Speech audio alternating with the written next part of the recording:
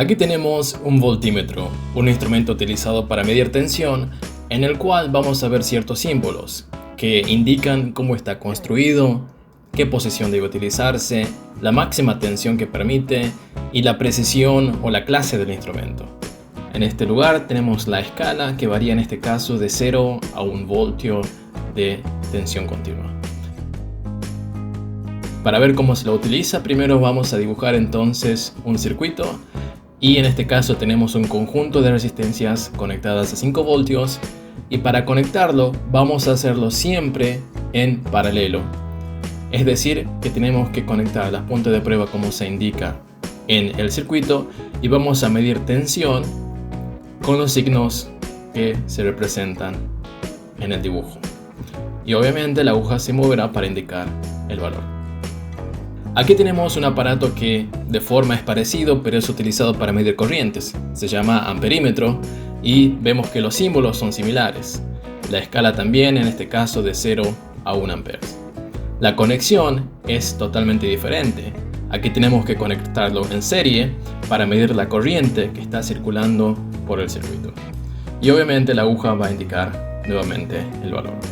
Este instrumento es un poco particular, se llama ómetro y mide resistencia. Los símbolos nuevamente son parecidos, pero la escala podemos notar que es para nada lineal. Es por eso que se recomendaba utilizar en el centro de la escala.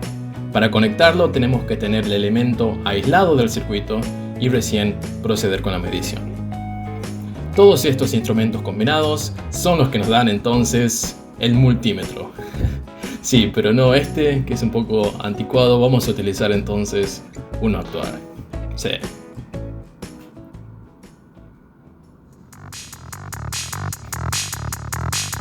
Vamos entonces a realizar el circuito que teníamos dibujado en el diagrama y para ello vamos a necesitar resistencias de dos valores. En este siguiente diagrama vemos 2 de 50 ohmios y 2 de 100 ohmios. Vamos a medir tensión, pero sí, antes tenemos que presentar este instrumento. Este es el multímetro digital.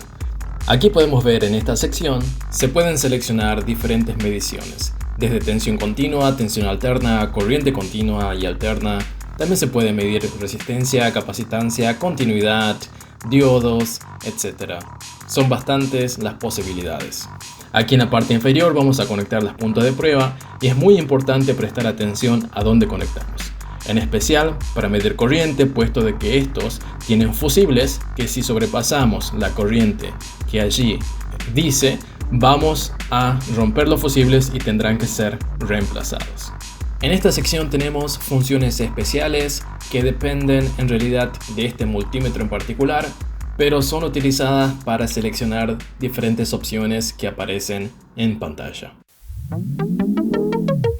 Muy bien, ahora sí podemos entonces proceder a realizar una medición de tensión, bien prestando atención dónde conectamos y vamos a medir la tensión en la resistencia R3. Para ello es recomendable siempre medir la tensión de entrada para saber que nuestro circuito está alimentado. Vemos entonces 1,11 voltios, que es exactamente el valor que nos da la simulación. Y a continuación vamos a medir entonces la corriente. Nuevamente vamos a conectar con cuidado para no romper el fusible. Si lo hacemos mal, aparecerá una advertencia en el multímetro. Este es el circuito entonces, donde vamos a abrir la rama de R3 para medir la corriente con la polaridad correcta. En este lugar tenemos entonces aproximadamente 11,8 mA. La simulación nos da 11,11, que es bastante similar. La otra medición que podemos hacer es temperatura y para ello necesitamos una punta de prueba especial, pero que es fácil de conseguir. En este lugar voy a medir entonces la temperatura de mi estación soldadora, que está configurada en 150 grados centígrados, por lo cual está bastante bien. Como medición siguiente vamos a medir resistencia.